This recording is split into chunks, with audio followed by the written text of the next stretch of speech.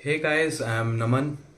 और आज मैं बात करने वाला हूँ CS प्रोफेशनल के ग्रुप 3 के बारे में, जिसको लेके काफ़ी टेंशन चल रहा है इस समय। जो कि कंसिस्ट करता है अपने अंदर ओपन बुक्स को और एक बहुत बेहतरीन सब्जेक्ट को जो है corporate funding. But open book के कारण इसको हम लोग ने कम वेटेज दिया अपने माइंड में। और फिर आप देख लीजिए इस समय जो वो लोग पेपर सेट कर रहे हैं, किसी को कुछ समझ ही नहीं आ रहा कि क्या करना है। मैं एग्जैक्टली जानता हूँ कि इस ग्रुप को पास कैसे करते हैं। एटलीस्ट मुझे पता है कि दिक्कत आ कहाँ रही है।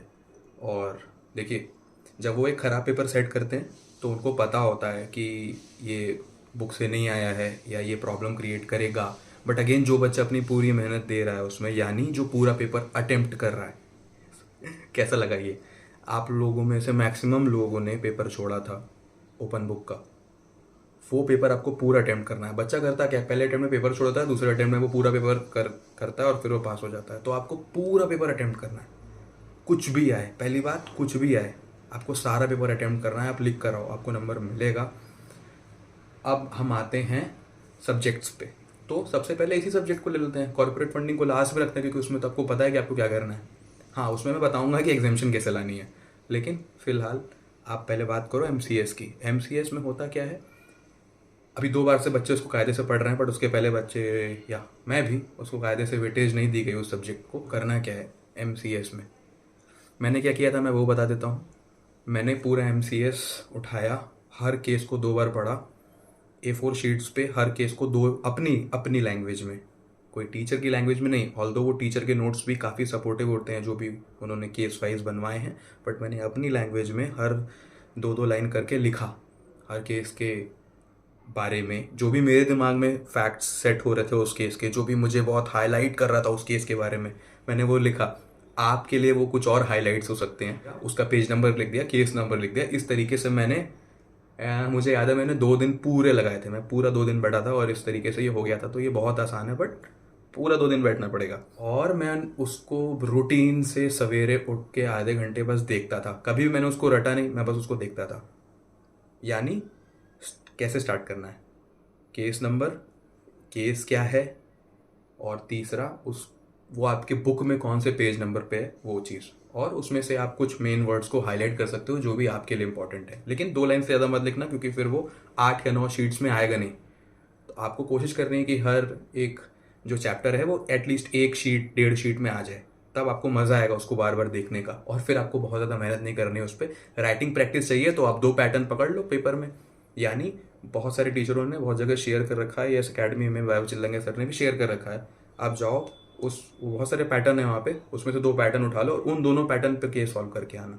केस सॉल्व कैसे करना है, अब आपका स्टार्टिंग का पार्ट और आपका कंक्लूजन का पार्ट बहुत क्लैरिटी होनी चाहिए उसमें, बहुत अच्छे से लिख के आना। और MCS में इस 2 बार से जो मैं बता रहा हूँ क्या हो रहा है, बच्चे पेपर छोड़ के आ रहे हैं क्योंकि वो पैनिक कर जा रहे हैं। अगेन, मेरा फ्रेंड था, मैंने उसको बोला पेपर मत छोड़ के आओ, वो पेपर छोड़ के आया, नहीं निकला उसका ग्रुप, अगेन उस पर्टिकुलर सब्जेक्ट की वजह से। इस बार वो गया, अगेन सिमिलर पेपर आया, बट वो तैयार था, उसको पता था उसने क्या गलती कर दी लास्ट अटेम्प्ट में। उसने पूरा पेपर सॉल्व किया, वो पास हो गया इस बार। ये तो मैं अपने दोस्त की कहानी बता रहा हूँ आपको, तो मुझे एग्जैक्टली पता है सब कर क्या रहे हैं पेपर में। कुछ भी करो भाई, लेकिन तैयारी करो और पेपर को छोड़ के मत आना। मुझे पता आपको पेपर देखोगे, हो सकता है ना आए आपको उसमें से। अगेन, अटेम्प्ट फुल, पहले अटेम्प्ट में पास हो, पहले अटेम्प्ट में। और कोई बात नहीं ना, अगर उस बार नहीं निकला तो ये चीज़ अपनाओ, इस बार निकालो उस पेपर को। दूसरी चीज़ आते हैं IBC पे।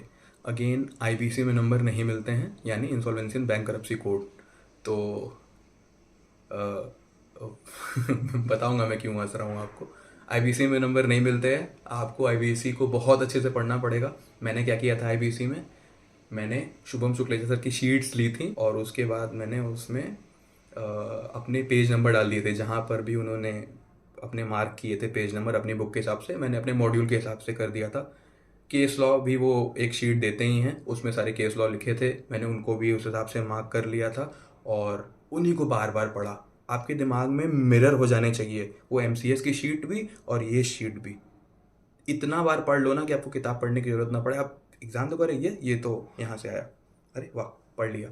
इस तरीके से ये पेपर क्लियर होंगे। और अगेन, पूरे 3 घंटे आपके हाथ चलने चाहिए, बहुत ज़्यादा ज़रूरी है। आपका हाथ रुकेगा, आपका पेपर छूटेगा। बहुत लेंदी पेपर होते हैं IBC के भी, MCS के भी। और MCS के केस में मैं एक बात बताना भूल गया था, पहले 8 से 10 मिनट के अंदर आप सारे केसेस आपके हाथ उसमें होने चाहिए। आप ढूंढ लो, इतना फास्ट हो कि 2 मिनट में एक केस हो, या 1 मिनट में आपका एक केस ढूंढ लो।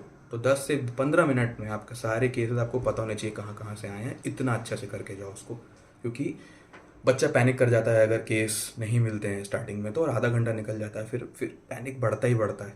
मेरे साथ हुआ है वो, मैं एग्जैक्टली जानता हूँ। मैं ये कहूँगा कि किसी सब्जेक्ट ने मुझे एग्ज़ाम में हम लोग हिंदी में एक शब्द यूज़ करते हैं ना, जलील। किसी किसी पेपर ने हमको एग्ज़ाम के दौरान अगर जलील किया है, रुलाया है, तो वो है ओपन बुक की ये दोनों सब्जेक्ट। मैं अंडर प्रिपेयर्ड गया था 30-30 नंबर के मैंने क्वेश्चन छोड़े हैं क्योंकि मुझे नहीं मिल रहे थे, और मुझे ऐसा अंदर से रोना आ रहा था वहाँ बैठ करके कि मैंने क्या पढ़ाई करी है यार, ये क्या पेपर आ रहे हैं। तो और ये सबके साथ होता है, 30 नंबर के पेपर नॉर्मली बच्चे पहले छोड़ते थे, अब तो पेपर ही उस तरीके से आ रहे हैं। तो पेपर मत छोड़ के आओ, नहीं मिल रहा केस लिख के आओ भाई, गलती से पेपर मत छोड़ के आओ।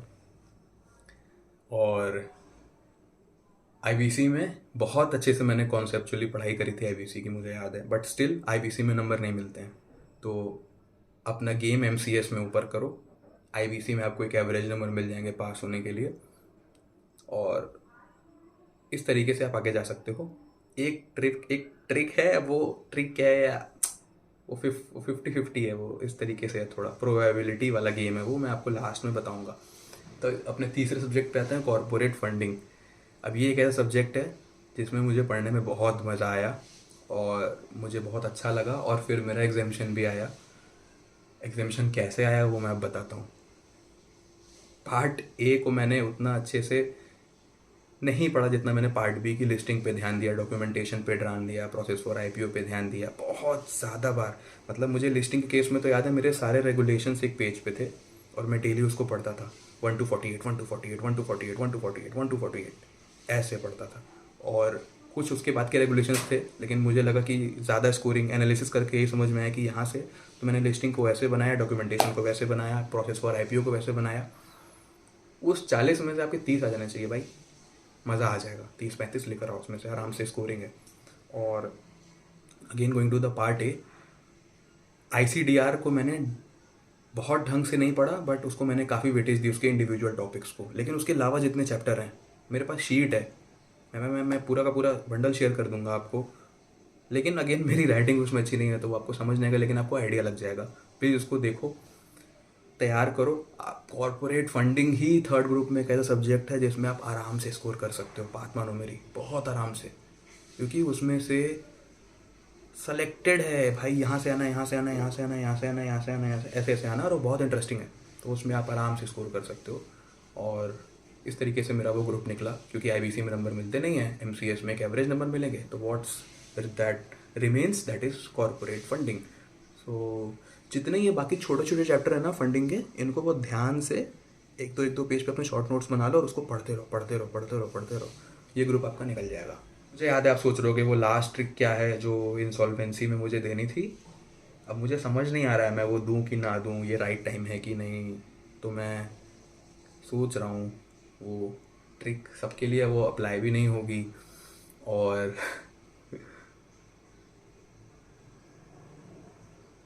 अगर आप इंसॉल्वेंसी को बहुत समय से दे रहे हो और आपका नहीं निकल रहा है, मुझे पता है, तो मैं यही कहूँगा कि आपको उसमें मेहनत करनी चाहिए। बट देन अगर वो फिर भी नहीं निकल रहा है तो आप शिफ्ट कर सकते हो लेबर लॉज पे। Labour law is an easy scoring subject. भाई देखो, मेहनत आपकी पूरी जाएगी, लेकिन अगेन ये जो नंबर IBC में काटे जा रहे हैं वो लेबर लॉ में नॉर्मली नहीं काटे जाते हैं, और उसमें मेरे दोस्त लोगों ने शिफ्ट किया है। They pass this attempt. So again this is a very risky trick, but again अगर आपके अंदर से कॉलिंग आ रही है तो आप देखो, ये रिकमेंडेशन नहीं है, but again this is a fact, ये हुआ है। ये वीडियो अगर आपको अच्छा लगा तो प्लीज़ लाइक दबा दो, इससे मुझे समझ में आता है कि मैं कुछ रेलेवेंट आपको दे पा रहा हूँ। और साथ ही साथ कुछ और कोई भी बात हो, कोई भी क्वेश्चन हो regarding any of our groups, be it executive, be it professional, just write in the comments and पर हम बात करेंगे। और मिलता हूँ अगले वीडियो में। टिल देन चलो बाय।